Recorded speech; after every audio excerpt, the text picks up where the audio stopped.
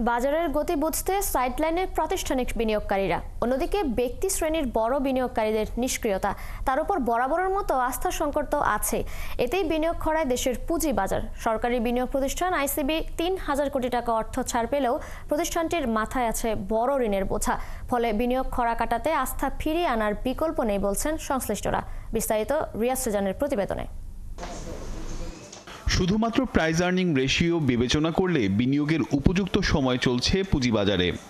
গেল সপ্তাহেও ডিএসইর পিই রেশিও 2.03% কমে দাঁড়িয়েছে 9.63 পয়েন্টে। পিই রেশিও কমার অর্থ হচ্ছে দামের তুলনায় আয় বা রিটার্ন পাওয়ার সম্ভাবনা তৈরি হয়েছে, অর্থাৎ বাজার ক্রমেই বিনিয়োগ বান্ধব হয়ে উঠছে।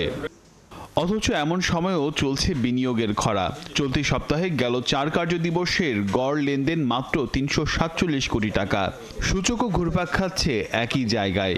এই অবস্থার জন্য আস্থাহীনতাকেই দায়ী করছেন পুঁজিবাজার সম্মিলিত পরিষদের এই নেতা।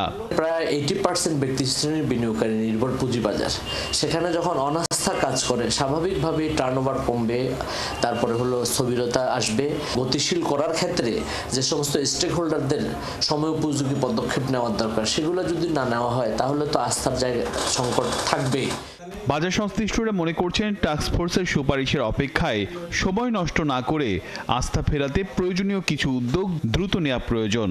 3 মাস হয়ে গেছে, এখনো যাদের অ্যাকাউন্ট ফ্রিজ হয়েছে তারা জানেই না। সো কাজে বিএসইসি কে আমার মনে হয় যে বিএফআইএর সাথে বসে একটা সুরাহা করা উচিত, কারণ ওরা 1 মাস পর পর বাড়াচ্ছে। যখনই বাজারটা ফলিং মার্কেট থাকে তখন কিন্তু ফোর্স সেল কিন্তু সাইক্লিক অর্ডারে প্রতিদিন বেসিসে কিন্তু ফোর্স সেল আসতে থাকে, which is dangerous। এদিকে পুঁজিবাজারে বিনিয়োগের জন্য আইসিবিকে 3,000 কোটি টাকা অর্থ ছাড় দিচ্ছে কেন্দ্রীয় ব্যাংক।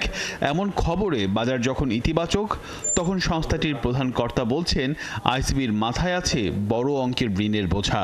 যেহেতু অর্থ সরকার দিচ্ছে, আইসিবি তো অবশ্যই একটা রোল প্লে করবেই। এখন সেই রোলটা তখনই ফ্রুটফুল হবে, মোর এফেক্টিভ হবে যদি অন্যরাও করে, যেমন অন্যান্য মার্চেন্ট ব্যাংক। তারা ঠিক সায় দাঁড়ায় থাকলো, শুধু আইসিবি সেদিকে খুব যে বেশি কিছু করা যাবে তা না।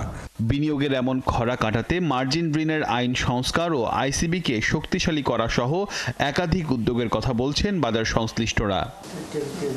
রিয়াজ সুজান, ৭১, ঢাকা।